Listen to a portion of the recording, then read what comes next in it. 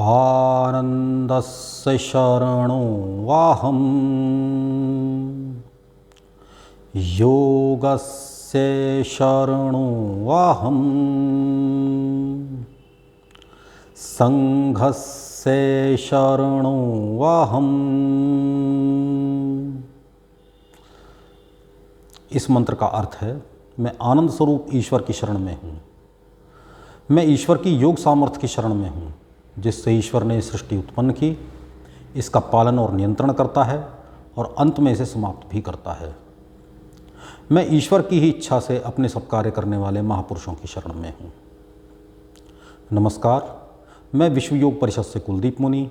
विश्व योग परिषद से जुड़े हुए देवियों सज्जनों, ईश्वर आप सब पर कृपा करे। पिछली बार हमने 8वें अध्याय में ये पढ़ा था कि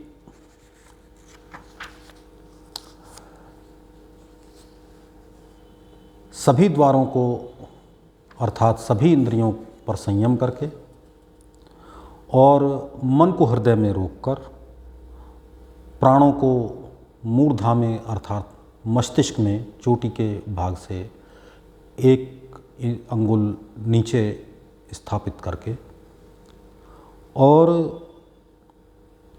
प्राणों को अच्छी तरह स्थापित करके योग धारणा में स्थित होकर ओम ऐसे अविनाशी परमात्मा का मन से उच्चारण करते हुए, मुख से उच्चारण करते हुए और मन से अर्थ रूप ईश्वर का चिंतन करते हुए जो शरीर त्यागता है वो परम गति को प्राप्त करता है, अर्थात ईश्वर को ही प्राप्त करता है। आज 8वें अध्याय में 14वें श्लोक से आरंभ करेंगे। श्री कृष्ण अर्जुन से कहते हैं, अनन्यचेतः सततम यो माम स्मृति नित्यशः। जो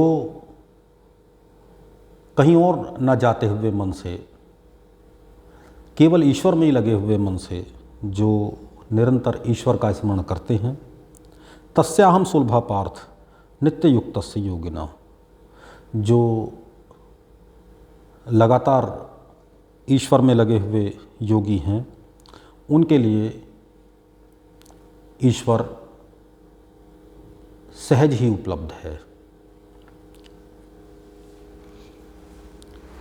मामुपेत्य पुनर्जन्म दुःखालयम अशाश्वतम न आपनुवन्ति महात्मानः संसिद्धिं परमाम गतः। इस प्रकार मुझ ईश्वर को प्राप्त करके फिर महात्मा सिद्धि को प्राप्त करते हैं और परम गति को प्राप्त करते हैं।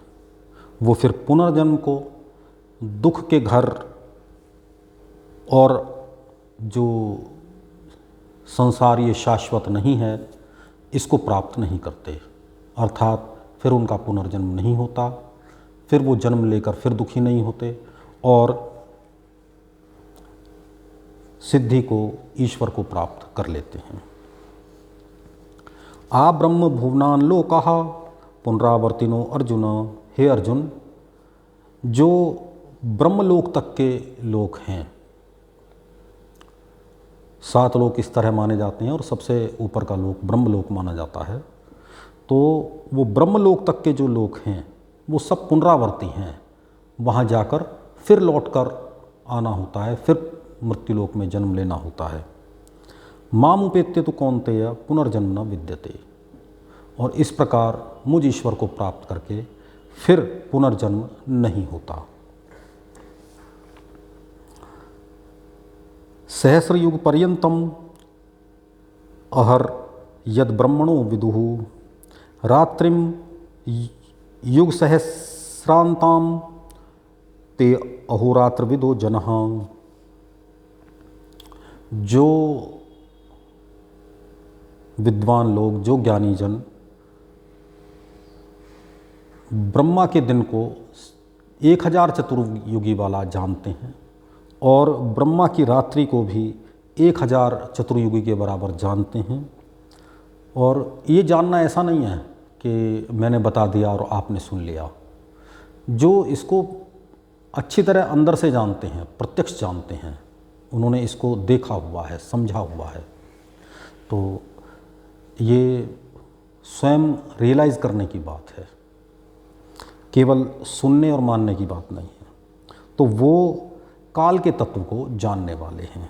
अहोरात्र विदो जना, वो काल के तत्व को जानने वाले लोग हैं। अव्यक्ताद व्यक्तयः सर्वा प्रवन्त्य अहर आगमे, जो अव्यक्त हैं वो फिर व्यक्त हो जाते हैं। कब व्यक्त हो जाते हैं? जब ब्रह्मा का दिन आता है, अर्थात ये सृष्टि जब आरंभ होती है तो वो अव्यक्त से व्यक्त हो जाते हैं, शरीर वाले हो जाते हैं। इसीलिए हम सबको व्यक्ति कहा जाता है, क्योंकि हम व्यक्त हैं। और जब शरीर नहीं रहता तो अव्यक्त होते हैं। तो अव्यक्ताद व्यक्तयः सर्वा, सभी जो अव्यक्त हैं वो व्यक्त होने लगते हैं फिर जब ब्रह्मा का वो दिन आता है, अर्थात जब सृष्टि आरंभ होती है। रात्र आगमे प्रलीयन्ते तत्रैव अव्यक्त संज्ञ के, तो जब रात्रि आती है ब्रह्मा की, अर्थात जब सृष्टि का नाश होता है, जब सब विलीन हो जाता है, तो वो फिर अव्यक्त हो जाती हैं। वही व्यक्त अव्यक्त संज्ञा वाले हो जाते हैं। तो कहने का भाव ये है कि जब ब्रह्मा का दिन शुरू होता है 1000 चतुर्युगी वाला, तो सृष्टि आरंभ होती है और फिर ये जो अव्यक्त हैं ये व्यक्त शरीरों में सामने आते हैं, पशु पक्षी मनुष्य, और फिर जब प्रलय का समय होता है तो वो व्यक्त से अव्यक्त हो जाते हैं, वो उनके शरीर नष्ट हो जाते हैं। भूतग्राम से एवायम भूत्वा भूत्वा प्रलीयते, और इस प्रकार सारे प्राणी उत्पन्न होकर फिर विलीन हो रहे हैं। रात्रि आगमे अवशा पार्थ प्रवत्य अहर आगमे, और रात्रि के आगमन पर उनका कोई वश नहीं चलता, वो विलीन हो जाते हैं, अव्यक्त हो जाते हैं। और जब ब्रह्मा का दिन आता है, जब सृष्टि आरंभ होती है, तब वो फिर उत्पन्न हो जाते हैं। परस्तस्मात् तु भावो अन्यो अव्यक्तो अव्यक्तात् सनातनः, परंतु इस अव्यक्त से, जो व्यक्त से अव्यक्त हो जाते हैं सृष्टि के नाश होने पर, इस अव्यक्त होने से वो अव्यक्त जो परमात्मा है वो दूसरा है, वो परम है। परस्तस्मात् तो भावो अन्यो, वो परम भाव जो है वो अन्य भाव है, वो ईश्वरीय भाव इस अव्यक्त होने से अन्य है। ये जो जीव हैं ये व्यक्त होते हैं, अव्यक्त होते हैं, और वो जो अव्यक्त परमात्मा है वो दूसरा है।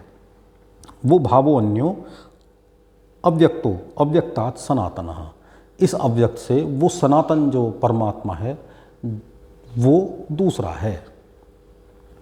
यह से सर्वेषु भूतेषु नश्यत्सु न विनश्यति, वो जो है वो सभी प्राणियों में के नाश होने पर भी उसका नाश नहीं होता, वो परमात्मा दूसरा है।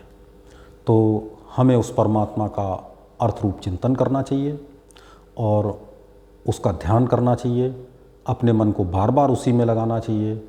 इस प्रकार हमारा कल्याण हो सकता है। आज यहीं तक, इसके आगे अगली बार। जय जीवन जय आनंद। विश्व योग परिषद से जुड़ने के लिए और आने वाली वीडियोस को देखने के लिए चैनल को जरूर सब्सक्राइब करें और बेल आइकन दबाएं। धन्यवाद।